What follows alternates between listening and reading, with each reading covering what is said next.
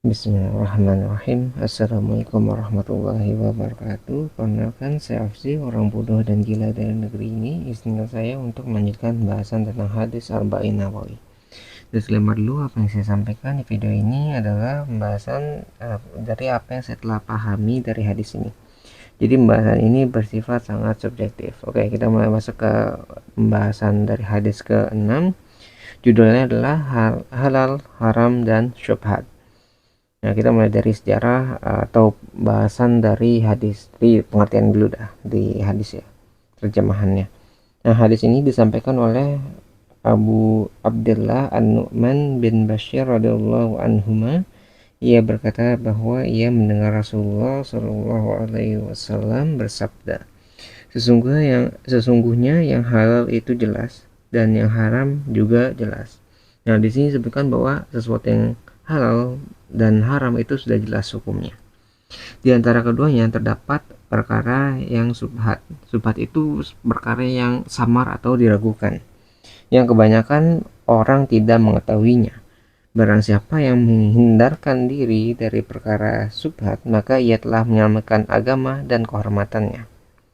Barang siapa yang terjerumus ke dalam perkara subhat, maka ia bisa terjatuh pada perkara yang haram. Sebagaimana ada pengembala yang mengembalakan ternaknya di sekitar tanah larangan yang hampir menjerumuskannya. Ketahuilah, setiap raja memiliki tanah larangan, dan tanah larangan Allah di bumi ini adalah perkara-perkara yang Dia haramkan. Ingatlah, di dalam jasad itu ada segumpal daging. Jika ia baik, maka seluruh jasad akan ikut baik. Jika ia rusak, maka seluruh jasad akan ikut rusak. Ingatlah, segumpal daging itu adalah hati. Nah, kita mulai mengambil pelajaran yang bisa kita dapatkan dari hadis ini ya. Nah, yang pertama itu adalah di hadis ini jelaskan bahwa ada 3 perkara dalam hukum Islam itu. Jadi ada yang halal, haram, dan di antara kedua hal tersebut yang masih sama itu adalah perkara yang subhat gitu. Halal itu dibolehkan atau diperintahkan. Nah, kalau haram itu sesuatu yang dilarang atau tidak diperbolehkan untuk dilakukan. Kalau subhat itu di antara keduanya. Jadi kayak ada keraguan atau sesuatu yang samar gitu. Jadi nggak tahu ini bisa dibilang halal ataupun haram gitu. Masih nggak jelas gitu lah keadaan ininya, keadaan misalnya tindakannya atau barangnya. Nah, subhat itu bagi banyak orang itu mungkin sulit untuk dibedakan, tapi bagi ulama itu adalah hal yang jelas. Jadi kita harus bisa mengetahui ya, kalau banyak orang normal ya, biasanya kan nggak tahu banyak yang namanya Al-Quran, hadis gitu kan, banyak yang nggak tahu gitu, yang nggak menghafal ataupun memahami arti atau makna dari hadis atau Al-Quran kan. Maka dari itu bagi ulama yang mempelajari misalnya Al-Quran gitu, mendalami artinya, maknanya apa aja, terus mempelajari hadis dari yang disampaikan Rasul, antara nggak tahu antara perkataannya, tindakannya ataupun ketetapannya, itu biasanya bisa diambil hikmahnya gitu. Maka dari itu sobat itu biasanya bagi kebanyakan orang itu terkadang itu apa ya, tidak diketahui karena kan mungkin tersembunyi gitu kan, nggak tahu ini hukumnya benar atau tidak. Tapi bagi seorang ulama yang pelajari agamanya gitu ya, agama Islam dengan baik, maka itu hukumnya yang jadi jelas gitu kan, ini subhat gitu, sesuatu yang subhat atau bisa mendekati ke hukum yang haram gitu. Nah, sumber hukum Islam kan tuh ada dua yang utama, itu Al-Quran sama hadis. Kalau misalnya Quran hadis itu emang tidak ditemukan misalnya karena sesuatu yang baru ya, karena kan di modern tuh setahu berkembang, maka dari itu ada hukum ketiga tuh kayak kesepakatan para ulama kan, karena di Al-Quran di hadis tidak ditemukan, kayak misalnya kayak apa hukumnya HP gitu atau kendaraan yang nggak ada di zaman Rasul, nggak dijelaskan di Al-Quran ataupun hadis, maka kita harus mengacu pada kesepakatan ulama atau kita bisa sebut sebagai ijtihad. Ijtihad tuh kayak ulama berkumpul nih, ada suatu masalah, ada perkara, kira-kira perkara ini masuk kemana gitu, jadi kesepakatannya bagaimana. Nah itu hukum kalau misalnya nggak ditemukan ya, udah buntu gitu kan, nggak ditemukan di Al-Quran, di hadis nggak ada hukumnya, maka kesepakatan utama itu, kesepakatan para ulama itu menjadi hukum yang terakhir bisa diterapkan gitu. Nah, menurut ulama subhat itu terbagi menjadi tiga, yang sesuatu yang samar itu ya. Jadi ada haram bercampur dengan yang halal atau sebaliknya. Kayak misalnya gini, misalnya ada yang motong hewan. Nah, yang satu motong hewan dengan mengucapkan kata bismillah atau mengucapkan dengan nama Allah gitu ya. Jadi secara islami, yang satu asal potong aja. Jadi tanpa ada nggak secara islami lah. Nah, ketika setelah dipotong, daging hasil dari potongannya itu bercampur. Nah, ketika bercampur kan nggak tahu ini daging yang halal sama yang daging yang haram itu yang mana. Itu menjadi sesuatu yang subhat. Jadi daging yang awalnya jelas, misalnya yang satu benar halal, yang satu haram, tapi karena bercampur, hukumnya menjadi subhat. Karena kan, wah, ini daging yang halal yang mana, yang haram yang mana gitu kan. Jadi samar ini, bercampur gitu. Nggak tahu mana yang halal, mana yang haram. Terus yang kedua itu eh, halal tapi timbul keraguan. Nah, contohnya itu kayak misalnya kita batal wudhu karena hadas yang misalnya buang angin. Jadi kita udah wudhu nih, udah sewudhu, terus berapa saat kemudian kita mikir, ini wudhunya udah batal atau masih benar nih wudhunya, gitu kan. Ini kita nggak yakin nih, ini benar-benar masih wudhu masih berlaku nggak nih gitu ya. Apa sudah batal gara-gara kita sudah buang angin. Maka dari itu muncul nih keraguan. Nah, keraguan ini menjadi sesuatu yang samar, sesuatu yang subhat gitu bagi diri kita. Maka dari itu kalau nggak salah ada hadisnya mengatakan bahwa ketika tidak tercium bau atau suaranya, maka wudhu itu masih tetap berlaku gitu. Jadi kita harus yakin selama kita tidak mendengar suaranya atau tidak mencium baunya gitu. Jadi kalau kita nggak mencium atau mendengar suaranya, berarti wudhu kita masih bisa untuk untuk beribadah gitu kan. Nah, seperti itu. Jadi kita harus yakinkan diri kita dulu. Terus yang ketiga, diragukan halal dan haramnya.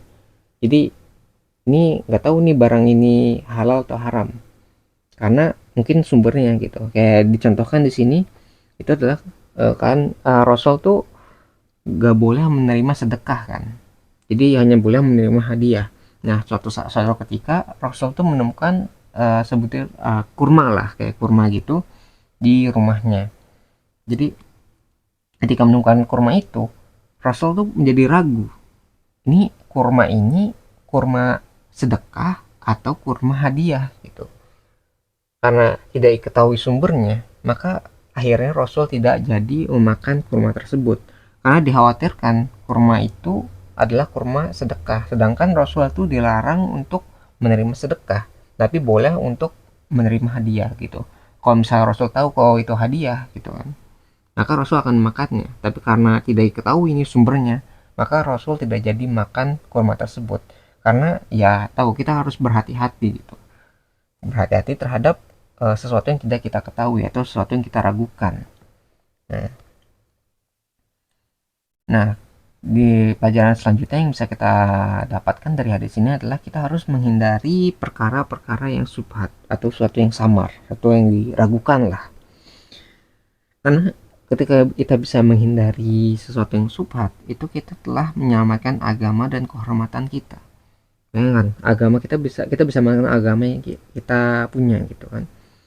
Agak kan kayak kita pernah dengar bahwa Allah tuh hanya menerima yang suci gitu kan. Kalau kita bisa menyucikan diri kita dari sesuatu yang haram atau sesuatu yang samar, maka kita kemungkinan bisa lebih diterima oleh Allah Subhanahu wa taala, atau itu amalnya gitu kan, atau apa yang kita lakukan lah selama kita hidup gitu. Jadi kita bisa menyamakan agama kita. Bayangkan kita menggunakan sesuatu yang haram gitu kan, atau sesuatu yang samar gitu, maka kita juga khawatir apakah amal kita tuh bisa diterima gitu kan. Nah, atau menyelamatkan kehormatan kita. Kehormatan tuh kayak sesuatu yang kalau hal dan baik itu kan pasti sesuatu yang bisa kita pakai, kita gunakan tanpa ada rasa apa ya, kekhawatiran gitu. Kalau misalnya kita dapat harta yang haram gitu kan, atau harta yang nggak tahu nih, nggak jelas hartanya dari mana, itu kan ada rasa khawatir. Ketika kita membelanjakan harta yang haram, maka makanan yang kita dapatkan misalkan, atau sesuatu yang kita dapatkan tuh menjadi haram juga. Nah, kalau misalnya haram itu masuk ke dalam tubuh, dan itu bisa menjadi awal mula gitu kan, menjadi kayak pemicu lah perbuatan-perbuatan yang tidak terpuji. Karena kan sesuatu yang haram, sesuatu yang buruk, biasanya nanti ujung-ujungnya itu pada yang buruk juga. Mungkin kalau kita makan sesuatu yang haram, nanti kita akan terjerumus pada sesuatu yang haram juga gitu. Nah, itulah makanya kita harus menghindari perkara-perkara yang subhat, karena perkara-perkara yang subhat itu biasa mengarah pada sesuatu yang haram. Nah, lalu pelajaran selanjutnya adalah kita mengetahui bahwa larangan Allah adalah perkara yang diharamkan. Jadi di hadis itu dulu digambarkan dengan seumpama raja yang memiliki tanah khusus, atau ya tanah yang terlarang lah, suatu yang tanah yang misalnya dia punya tanah yang terlarang bagi publik gitu, suatu yang umum gitu. Dan misalnya ada pengembala yang menggunakan tanah tersebut, maka pengembala tersebut itu bisa mendapat hukuman karena telah menggunakan tanah yang sudah dilarang gitu kan. Itu tuh umpama tadi itu bisa diilustrasikan terhadap hukum-hukum yang telah Allah larang kepada diri kita. Jadi misalnya Allah telah larang, ini sudah menetapkan bahwa sesuatu yang ini tuh haram, misalnya kayak mencuri, berzina, main judi, itu kan sesuatu yang haram. Nah, kita harus menghindari tindakan tadi, jangan sampai kita melakukan perbuatan tersebut sehingga kita bisa mendapat hukuman. Selayaknya tadi kayak itu sudah dilarang. Kalau misalnya kita melampaui batasan tersebut, maka mungkin kita harus menerima akibatnya. Ya, sebelum bisa menerima akibatnya, maka kita harus cepat-cepat bertobat, segera kembalilah keluar dari larangan-larangan tadi gitu. Jadi kita harus bisa menghindari sesuatu yang subhat, dan akhirnya gitu ya bisa berujung pada sesuatu yang haram. Kita harus menghindari sesuatu yang subhat untuk menyelamatkan agama dan kehormatan. Nah, itulah kayak pelajaran yang sebelumnya ya. Nah, ya di ini juga pada akhir paragrafnya atau akhir kalimatnya itu disebutkan bahwa hati adalah kunci. Nah, kunci dari apa? Kunci dari tolak ukur ya. Sebagai tolak ukur untuk mengukur baik atau buruknya itu seseorang. Jadi hati itu maksudnya adalah perasaan, sesuatu yang tidak nampak, bukan hati organ ini ya, organ tubuh ya. Tapi hati itu maksudkan sih adalah hati yang dalam bentuk perasaan, sesuatu yang tidak terlihat, sesuatu yang berhubungan dengan niat atau yang intensi. Intensi itu kayak di dalam diri kita tuh, niat kita tuh apa, hati kita tuh ingin melakukan apa gitu. Jadi dengan kita menghindari penyakit-penyakit hati seperti benci, dendam, sombong, ria ataupun ya hasad, kita bisa membersihkan hati kita. Atau ya setidaknya ketika hati kita bersih, maka apapun yang kita lakukan secara keseluruhan jasadnya juga akan ikut baik gitu. Bayangkan kalau misalnya ada orang yang hatinya tuh rusak ya. Rusak tuh dia karena penyakit hati tadi, yang kayak benci, dendam, ria dan sebagainya, itu dia menyerang hati dia. Apapun yang dia lakukan itu akan menjadi sesuatu yang negatif. Misalnya dari sombong, dari tingkah lakunya kita bisa lihat gitu, dari nada bicaranya bisa kita dengar juga pasti berbeda dengan orang yang rendah hati. Kalau dari dendam kita bisa lihat tingkah lakunya ketika dia berinteraksi dengan orang lain, bagaimana nada bicaranya gitu kan, yang harusnya ngobrol normal tapi nada tinggi gitu, marah-marah gitu kan, karena dendam gitu. Jadi dari hatinya itu bisa mempengaruhi seluruh jasadnya atau seluruh tubuhnya. Jadi hati itu bisa disebutkan sebagai tolak ukur baik atau buruknya seseorang. kita nggak bisa ngeliat luarnya bagaimana. Oh, luarnya bagus gitu. Tapi ketika kita berinteraksi, kita bisa mengetahui gitu. Wah, ini ada sesuatu yang beda nih. Hatinya tuh kayak, oh, kita feeling gitu ya. Feeling kita tuh bilang ini sesuatu ada yang aneh gitu. Ada yang mengganjal. Nah, yang mengganjal tuh mungkin dari hatinya. Kita bisa ngeliat kepribadian ketika kita bisa berinteraksi ya, saling berinteraksi, dan akhirnya kita bisa mengetahui apakah ini hatinya sakit atau tidak gitu. Karena biasanya kerasa gitu kalau kita peka ya, peka terhadap perasaan seseorang ketika kita berinteraksi, kita bisa tahu gitu aja, apalagi kalau udah berpengalaman gitu kan. nah, nah kita mulai masuk ke bagian selanjutnya tentang pesan dan kesimpulan. Nah, halal dan haram itu adalah perkara yang jelas. Halal itu dibolehkan dan haram itu sesuatu yang dilarang. Di antara perkara keduanya adalah perkara yang subhat, atau kita bilang sesuatu yang samar atau ya diragukan gitu, sesuatu yang belum jelas gitu, antara haram dan halal. Nah, kita harus mengetahui perkara subhat karena perkara tersebut lebih mengarah pada hal yang haram, dan sesuatu yang haram itu telah dilarang oleh Allah. Nah, kayak tadi, subhat itu sesuatu yang nggak tahu ini batasan sampai mana. Tapi kalau misalnya itu dilanggar batasannya, itu bisa mengarah pada sesuatu yang haram. Kayak, wah, ini awalnya nggak masalah nih. Tapi kita nggak, karena batasannya nggak jelas, itu pada akhirnya akan berujung pada sesuatu yang haram. Maka dari itu akan lebih baik kita menghindari sesuatu yang samar tadi, sesuatu yang subhat tadi, untuk menyelamatkan agama dan kehormatan. Nah, hadis ini juga menyebutkan tolak ukur perbuatan seseorang itu berada pada hatinya. Baik atau buruknya akan mempengaruhi keseluruhan jasadnya atau tindakan yang dia lakukan. Nah, mungkin sekian ya pembahasan pribadi saya yang bisa saya sampaikan mengenai hadis ke-6 dari buku Arba'in Nawawi. Sebelum saya iri, saya ingin menyampaikan bahwa jika ada kebenaran di video ini, maka itu semua bersumber dari Tuhan yang Maha Kuasa. Dan jika itu bukan melanggar kekurangan ataupun kesalahan di video ini, maka itu semua bersumber dari diri saya pribadi. Nah, channel kita juga ada moto, jangan didengar, jangan dipercaya, ragukan segala pilihan, dan selalu buktikan bahwa pendapat saya itu salah. Lalu jelaskan di mana letak kesalahannya. Saya menunggu jawaban Anda, wahai orang-orang pintar dan waras di luar sana, karena orang yang bodoh dan gila ini sangat membutuhkan bantuan kalian. Terima kasih bagi yang sudah menyimak videonya, semoga bisa bermanfaat. Saya akhirin kalimat wassalamualaikum warahmatullahi wabarakatuh. Saya Afzi pamit undur diri, kita ketemu lagi di pembahasan selanjutnya, insyaallah.